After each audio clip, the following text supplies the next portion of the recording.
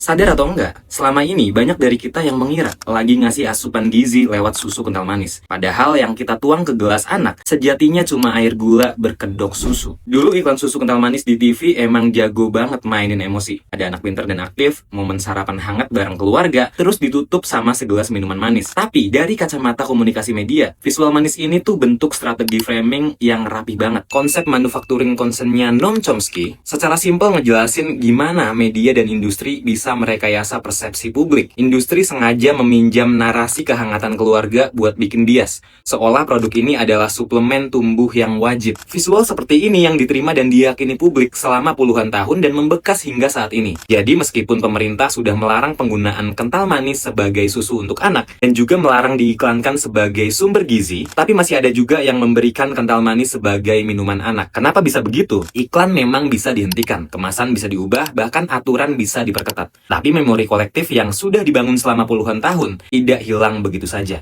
Orang tua hari ini adalah anak-anak yang dulu tumbuh dengan iklan yang sama. Dalam ilmu komunikasi, ini dikenal sebagai efek paparan berulang. Semakin sering seseorang melihat pesan yang sama, semakin akrab dan semakin mudah ia menganggapnya sebagai kebenaran. Ditambah lagi, ketika lingkungan sekitar, tetangga, keluarga, bahkan generasi sebelumnya melakukan hal yang sama, keyakinan itu semakin sulit dipatahkan. Akhirnya terbentuk norma sosial. Dari dulu juga diminum anak-anak baik-baik saja. Menganggap susu kental manis sebagai asupan gizi harian itu ibarat kita menyiram tanaman pakai air gula. Sama-sama cair, tapi perlahan malah ngerusak dari dalam. Rasa gurih manisnya hadir bukan karena dominasi susu, melainkan karena hampir 50% kandungannya adalah gula. Satu porsi sajian aja udah mengandung sekitar 21 gram gula. Kalau diminum 2 kali sehari ngikutin anjuran iklan, anak udah mengasup 42 gram gula per hari. Faktor ekonomi juga ikut memperkuat kondisi ini. Di tengah harga susu yang semakin mahal, kental manis menjadi pilihan yang jauh lebih terjangkau dan mudah ditemukan di warung. Ini adalah konsekuensi dari puluhan tahun pembentukan persepsi yang berhasil, sementara upaya meluruskannya baru berlangsung dalam beberapa tahun terakhir. Itulah sebabnya, edukasi dan himbauan untuk tidak memberikan kental manis sebagai minuman untuk anak harus dilakukan secara konsisten, berkelanjutan, dan menjangkau hingga ke tingkat keluarga, posyandu, sekolah, serta ruang-ruang digital tempat masyarakat mencari informasi. Pemerintah dan produsen adalah yang sebaiknya berperan lebih besar mengedukasi masyarakat.